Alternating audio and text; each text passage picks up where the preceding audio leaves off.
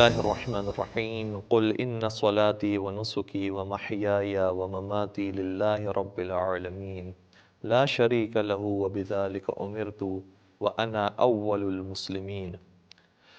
کہو بے شک میری نماز، میری عبادات، میرا جینا اور میرا مرنا سب اللہ کے لیے ہے جو تمام جہانوں کا رب ہے، اس کا کوئی شریک نہیں، اور مجھے اسی چیز کا حکم دیا گیا ہے اور میں سب سے پہلے اس کا فرما بردار ہوں۔ سورہ انعام آیت نمبر 162 اور 163۔ سب سے پہلے آپ سب کی خدمت میں عید نوروز اور جشن بہاران کی مبارکباد پیش کرتے ہیں اور یہ دعا کرتے ہیں کہ یا مقلب القلوب والابصار یا مدبر اللیل والنہار یا محول الحول والاحوال حول حالنا الی احسن الحال۔ اے دلوں اور آنکھوں کو بدلنے والے، اے دن اور رات کو چلانے والے، اے حالات اور کیفیات کو تبدیل کرنے والے، ہماری حالت کو بہترین حالت میں تبدیل فرما دے۔ نوروز خدا کی قدرت اور حکمت کے مظاہر میں سے ایک ہے۔ بقول شاعر، جشن نوروز بھی ہے، جشن بہارا بھی ہے، شب مہتاب بھی، جشن مہتابان بھی ہے، سنتے ہیں آج ہی جشن شہ خوبان بھی ہے۔ آئیے اے دل برباد چلیں ہم بھی وہاں، جشن کی رات ہے سوغات تو بٹی ہوگی، اپنے حصے کی چلیں ہم بھی اٹھا لیں سوغات۔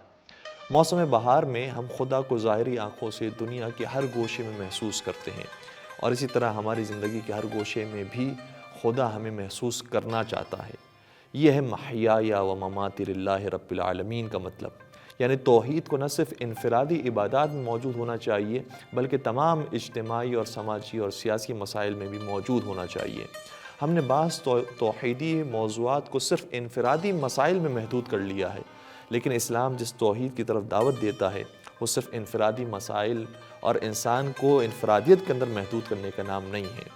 آیت اللہ خامنائی اپنے کتاب میں شاہ فرماتے ہیں کہ پروردگار ایک فرد اور معاشرے کو جو ذمہ داری دیتا ہے وہ انفرادی احکامات سے بالاتر ہے۔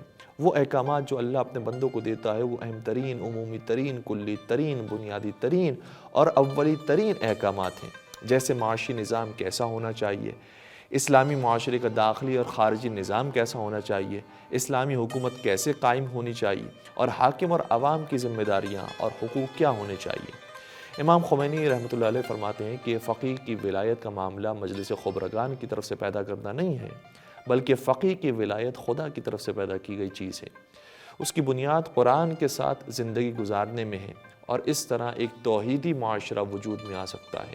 بقول شاعر، آئے بہار جائے خزاں ہو چمن درست، بیمار سال بھر کے نظر آئیں تندرست، آرائش جمال کو مشاطہ چاہیے، بے باغ با کے رہ نہیں سکتا چمن درست۔ والسلام علیکم ورحمۃ اللہ وبرکاتہ۔